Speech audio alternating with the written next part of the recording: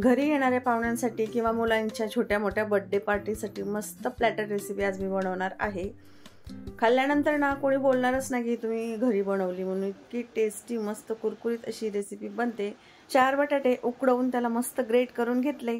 आता त्याच्यामध्ये बारीक चिरलेला कांदा, तसंच बारीक चिरलेलं गाजर, शिमला मिरची ॲड करून घेतली, हिरवी मिरची बारीक चिरून घेतली, तिलाही मी याच्यामध्ये टाकले। तिखट आपल्या आवडीनुसार करायचं, कमी किंवा जास्त। बारीक चिरून घेतलेली भरपूर सारी कोथिंबीर याच्यामध्ये ॲड करून घेतली। कोथिंबीरीमुळे हा नाश्ता खूप मस्त लागतो। आता 1 टेबलस्पून चिली फ्लेक्स टाकले, नंतर हाफ टेबलस्पून धण्याची पावडर, हाफ टेबलस्पून इथे जिरा पावडर टाकली आहे, तसंच हाफ टेबलस्पून गरम मसाला आणि काळी मिरीची पावडर। चवीनुसार मीठ ॲड करून घेतले, नंतर टाकलेली आहे हळद। ब्रेडचे 2 स्लाइस घेतलेत, मिक्सरच्या भांड्यातून याला फिरवून घ्यायचे आणि त्याचे ब्रेड क्रम्स करायचे। तयार झालेले ब्रेड क्रम्स देखील याच्यामध्ये ॲड करून घ्यायचे आणि आता हे सर्व व्यवस्थित मिक्स करून घ्यायचे। चम्मचने व्यवस्थित असं मिक्स करता येत नाहीये हे, म्हणून हातावरती थोडंसं तेल टाकलंय आणि या मिश्रणावरती देखील थोडंसं तेल टाकून घेतलंय। आता हाताने एकदम छान असे याला मस्त एकजीव करून घ्यायचे। ब्रेड क्रम्समुळे याच्यामधलं सगळं मॉइश्चर शोषलं जातं, जे काही भाज्यांना बटाट्याला पाणी सुटलेलं असतं ते मस्त सोक होतं आणि एकदम छान असं हे मिश्रण तयार होतं। तर थोड्या वेळाकरता हे मिश्रण झाकून ठेवलंय आणि आता लागणार आहेत कच्चे 2 बटाटे। तर हे बटाट्यावरचं साल आपल्याला काढून घ्यायचे। अगदी टेस्टी हे प्लॅटर तयार होतं, खूप मस्त लागतं, कुरकुरीत असं होतं।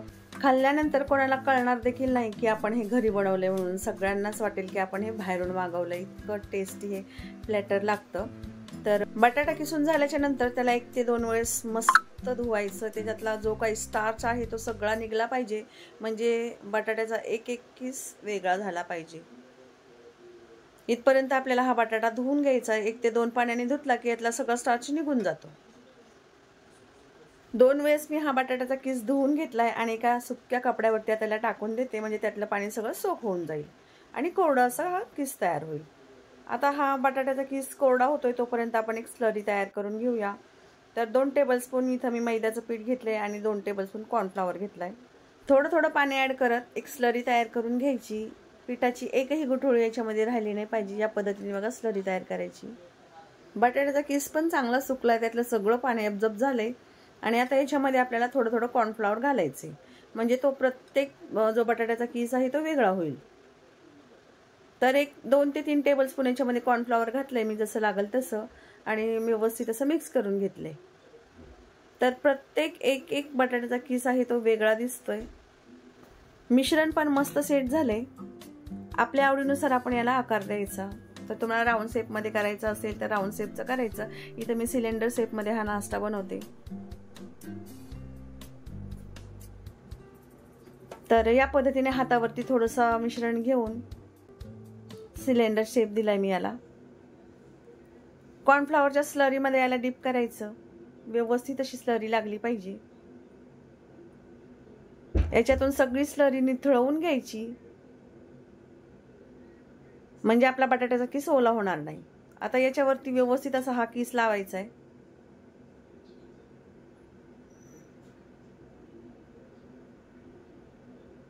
बघा किती सुंदर दिसतो, खाल्ल्यानंतर तर इतका मस्त कुरकुरीत टेस्टी लागतो आणि सर्वात महत्त्वाची गोष्ट म्हणजे जराही तेलकट होत नाही हा। याच पद्धतीने आता उरलेला जो नाश्ता आहे तो आपल्याला तयार करायचा आहे, म्हणजे उरलेले प्लॅटर आपल्याला तयार करून घ्यायचे।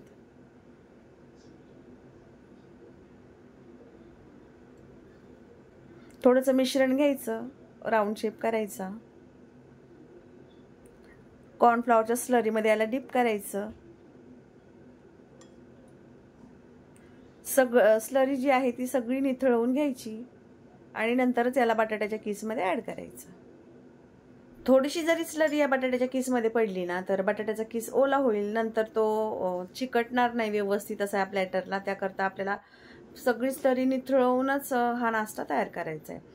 तर अर्धा नाश्ता मी तयार केलाय आणि आता याला फ्राय करायचं आहे। अर्धा उरलेला जो नाश्ता आहे तो नंतर तयार करायचा, कारण सगळाच नाश्ता आपण तयार करून घेतला ना एकदाच तर काय होतं, बटाट्याला मॉइश्चर सुटतं आणि त्याच्यामुळे हा नाश्ता व्यवस्थित फ्राय होत नाही.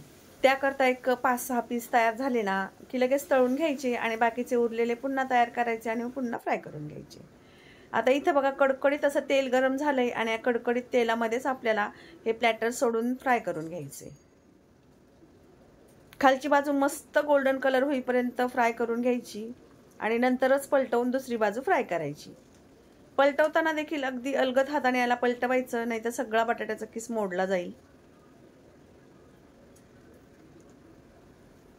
तर इथं हळूहळूच करून मी पलटी करते. दोन्ही बाजूनी मस्त गोल्डन कलर येईपर्यंत मी फ्राय करून घेतले बघा. हा दिसायलाही सुंदर दिसतोय हा नाश्ता आणि खायला पण खूपच टेस्टी झालेला. तळताना देखील आपल्याला मस्त कडकडीत अशा गरम तेलामध्येच नाश्ता फ्राय करून घ्यायचा आहे, म्हणजे तो व्यवस्थित असा फ्राय होतो आतपर्यंत, मस्त कुरकुरीतपणा येतो त्याला. आता बाकीचा उरलेला नाश्ता देखील मी याच पद्धतीने बनवून फ्राय करून घेते.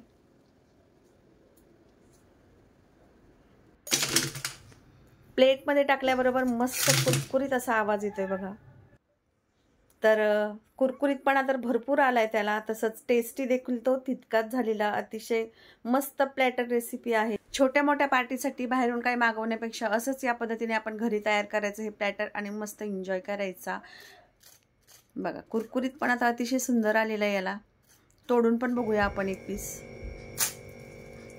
मस्त एकदम आतल्या बाजूने सॉफ्ट आणि याची जी आतली स्टफिंग, यातला मसाला जो आहे ना तो एकदम मस्त टेस्टी असा झालेला.